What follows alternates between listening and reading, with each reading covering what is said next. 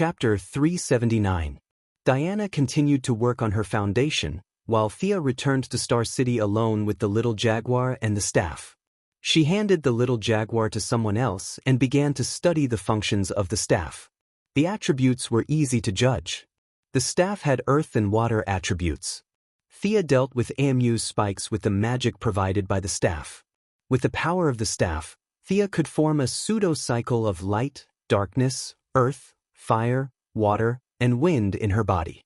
It was still far from the real 6 attributes, but there were some embryonic forms.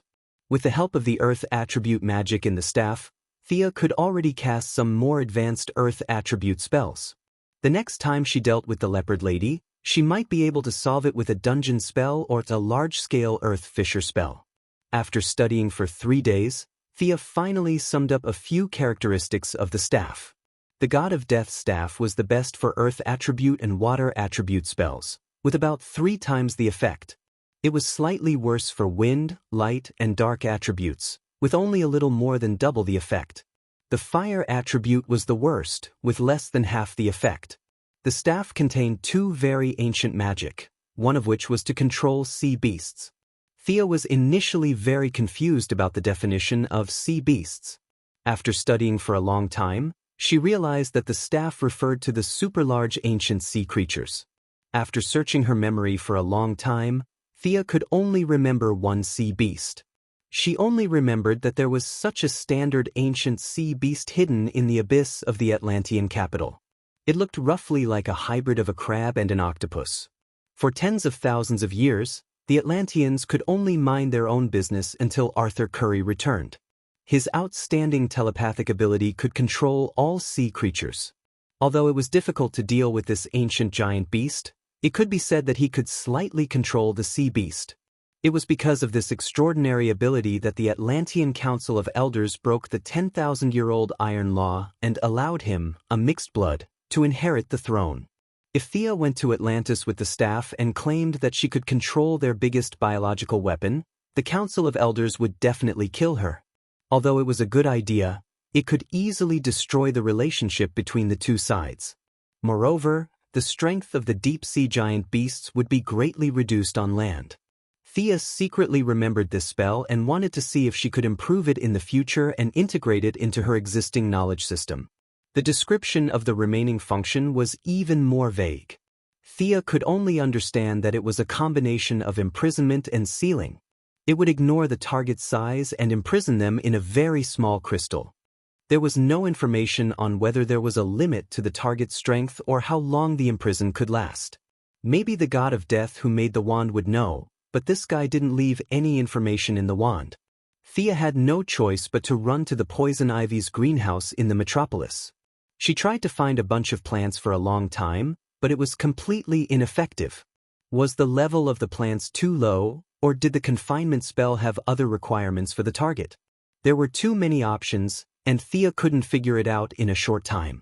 In the experiment, Thea found another function that wasn't really a function. This wand was different from the wands used by modern wizards and wizards. It was also a weapon. When waved around, it would create a strong wind. If hit, it would kill. If touched, it would be injured. Poison ivy's man-eating plants were enough to prove this point. Boss, do you have a grudge against my plants? Poison ivy's eyelids drooped as she said helplessly. As the number of interactions increased, Thea also revealed her true colors. She found that Thea was younger than herself by 2 years. Poison ivy was no longer as afraid of her as before and could even joke with her from time to time. I'm doing a little experiment. Oh right, have you found the things I asked you to collect?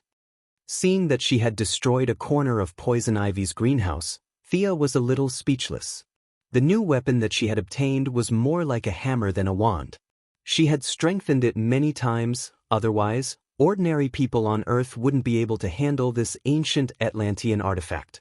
When it came to business, Poison Ivy became a little more serious. Billy Batson, I've already approached this child. His hair and blood have been collected quite a bit. According to your request, every time I talk to him, I've recorded it. I've also entered the original audio file into the main control computer. Boss, what's the use of this child? You didn't allow me to bewitch him. That child is too childish. I'm just chatting with him. It's really boring. Poison Ivy said with some confusion and some pride. It's just a casual move. Thea said lightly. Billy Batson, the future superhero Shazam. She said that it was a casual move, but in fact, this was her real purpose. Shazam and Black Adam were the only two mortals in the world with abundant divine power. However, this divine power was not cultivated by them, but was given by a ritual. When Shazam received the power, he could instantly contend with Superman.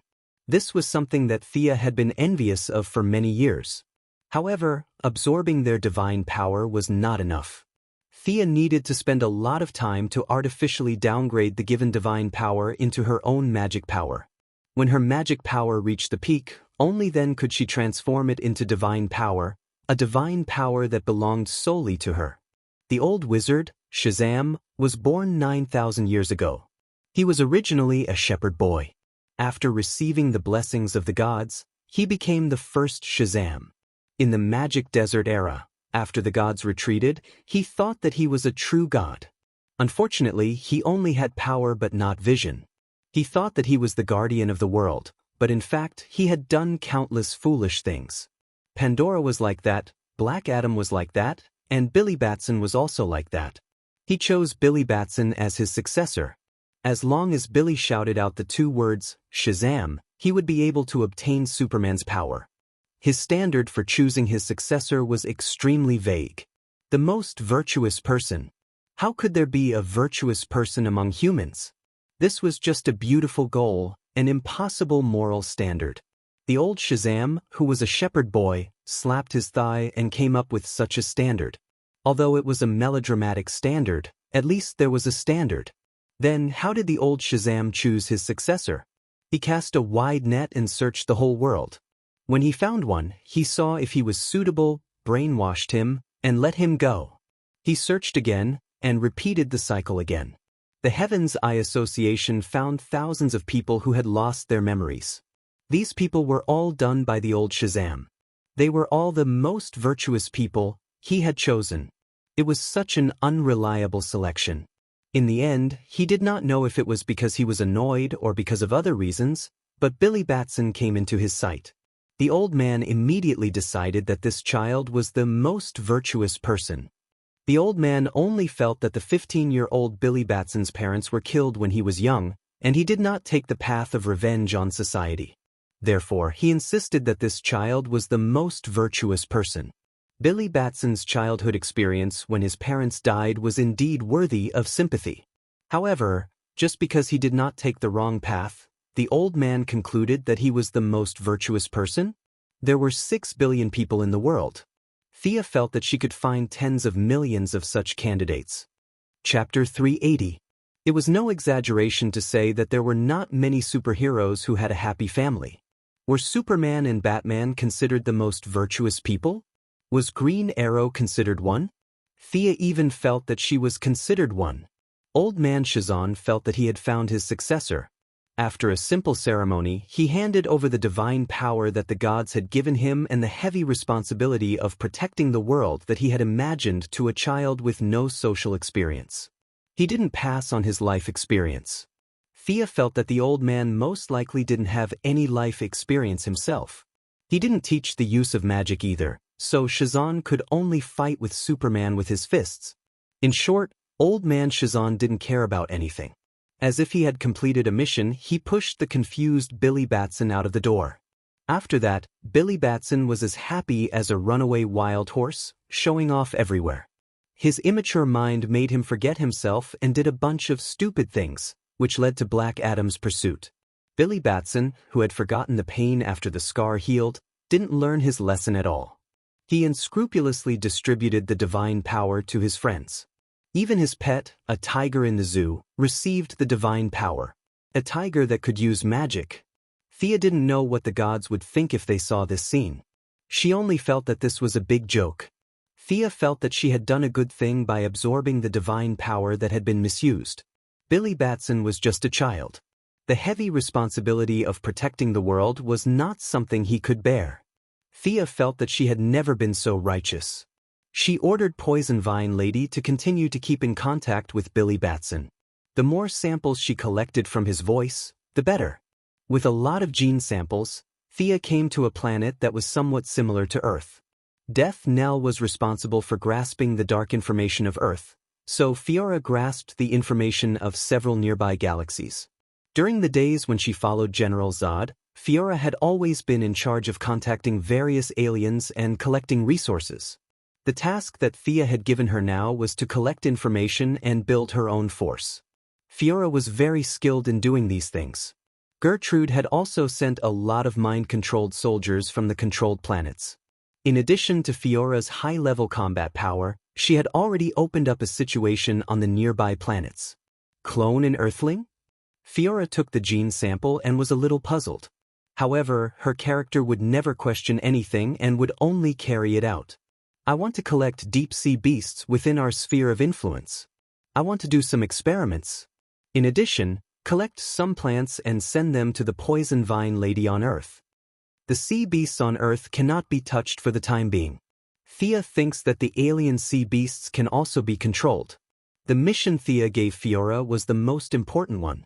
She had to collect materials ranging from man-made clean energy to plants, animals, and rare metals.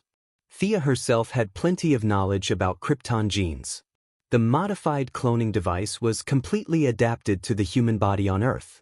Unlike Lex Luthor, who needed 10 years to clone Superman, Superman's genes were too powerful. At this time, Billy Batson was just an ordinary person. Thea's standards were very low. She didn't need the clone to have high intelligence. She just needed to be able to shout out Shazam when the time came. The clone doesn't need any intelligence. The voice must match the standard of the sample sent by Poison Ivy. The higher the match, the better. Thea reminded Fiora again before returning to Earth. It's really hard to find Earth element magic. Shazam's matter was a long-term plan. Thea still had an urgent matter that had to be solved. That was the problem of her own Earth element magic. After completing all the elements, she could absorb a huge amount of magic and become a god in one fell swoop. This was her goal. She always felt incomplete if she lacked one element. She didn't have any clue at first. However, when Thea saw the Sea King's trident, she had found her goal by combining her memory and a lot of real information. That was Diana's half-brother, Hercules, the god of strength in human myths and legends.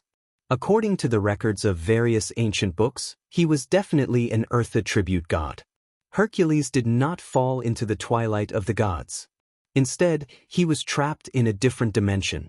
The key to opening the different dimension was the Sea King's trident.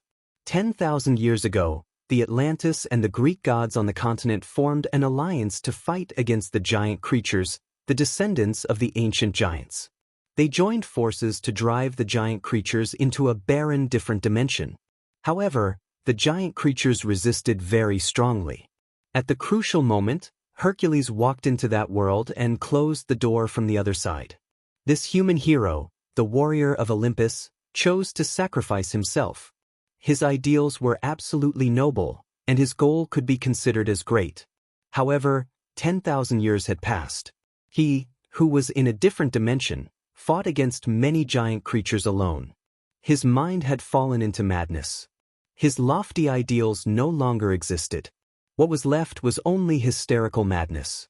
Forming a team, pulling people, attacking monsters, and absorbing divinity.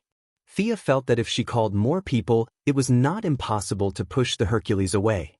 However, now that Diana was involved, it was very difficult to do.